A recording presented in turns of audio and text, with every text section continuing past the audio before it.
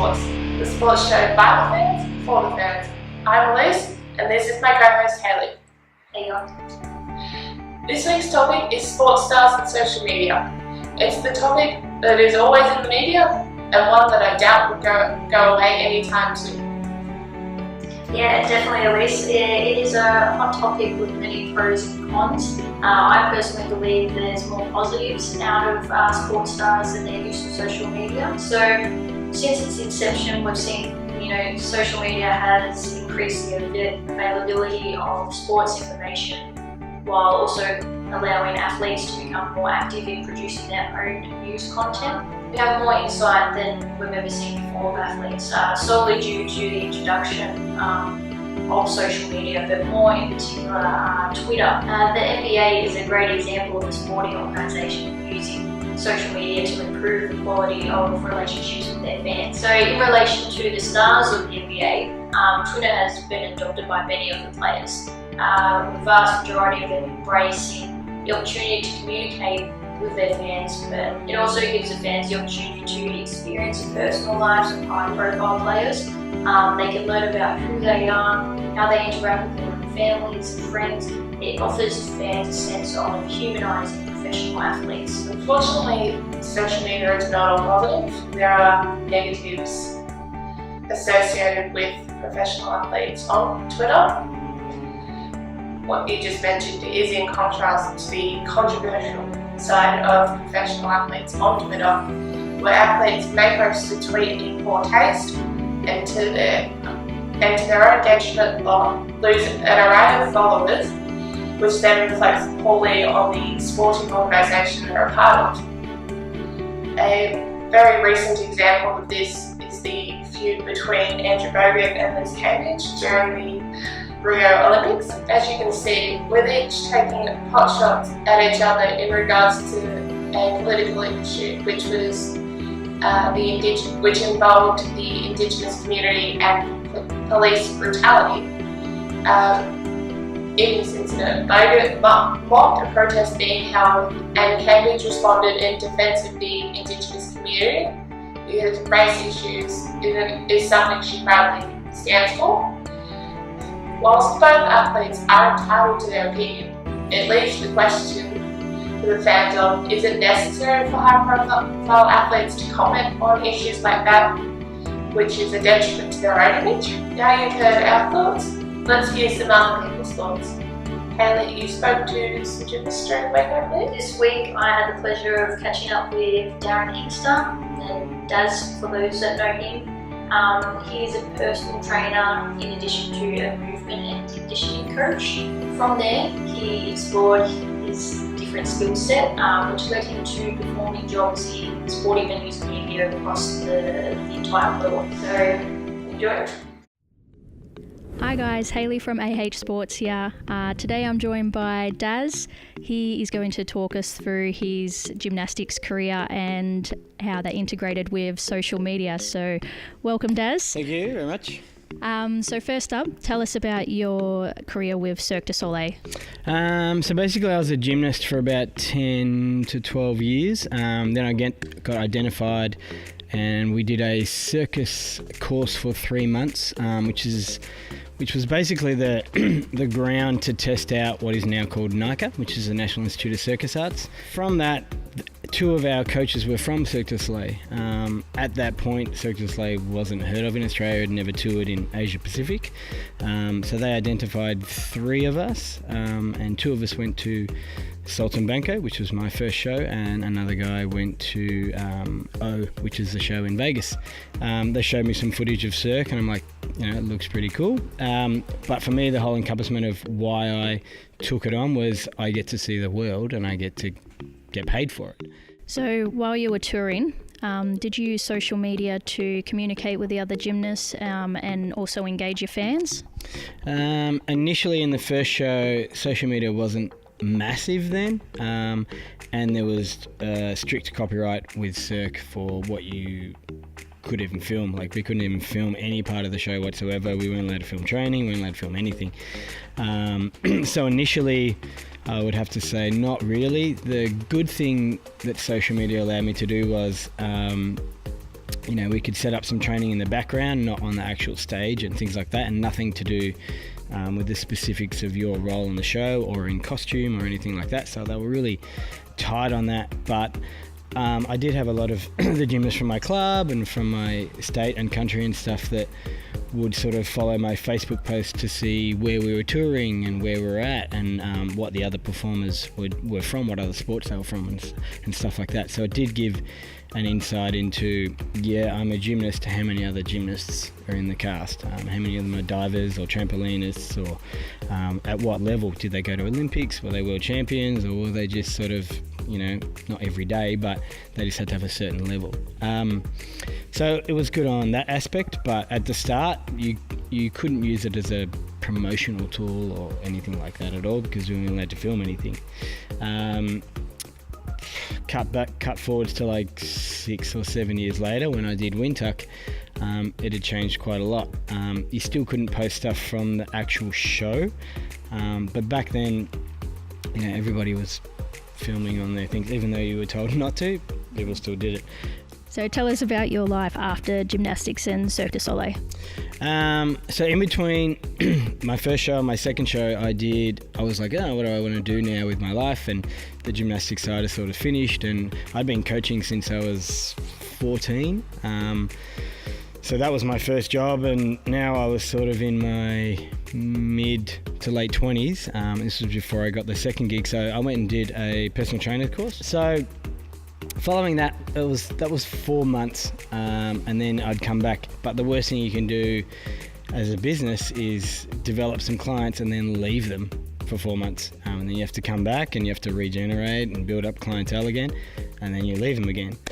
So I ended up doing the New York gig for 3 years, and then I kind of got to a point where I'm like, all right, I either do this full time and keep going, or I set up the business properly and actually invest time and energy into it. So how has social media allowed you to expand your business and your profile in relation to getting new clients on board, word of mouth through social media? How has that helped you progress in your career? I'm still learning a lot about that because I'm the least tech savvy person I know out of all of my friends.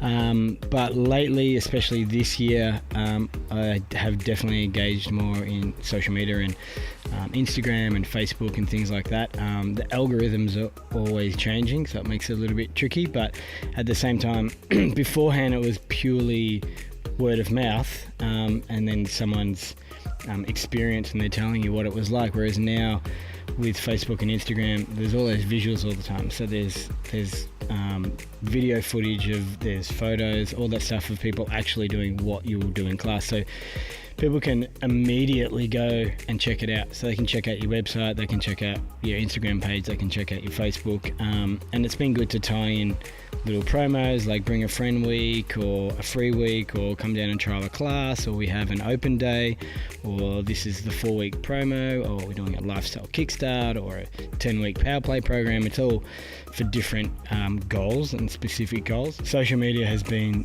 a pretty good tool. It's very saturated, and you really have to find where your niche is and where your business fits in. There's pros and cons to everything in life. So. What do you say, thinking back to Cirque du Soleil and limited use of social media, that social media has been able to enhance progressing in your career, that it's like, if you compare the two, would you say that it's made it easier for now to start this business? Yeah, definitely. It definitely accelerates everything. Back in the day, if I was just relying on me sending an actual VHS video to someone, like a show reel and things like that, now, it's accessible to the whole world straight away. You just load something up on YouTube or wherever, any of the social media platforms, and anybody can see it at any given time in any country. Beforehand, if I would apply for a job or an audition or something like that, you have to physically either go in, but before that you might have to send them a tape, and that's it, and it would just be for that specific person. So it definitely has accelerated that process massively. Yeah. Do you think there's any negatives to come out of social media? Yeah, I think like anything, there's pros and cons, and it really comes down to your approach to how you use it.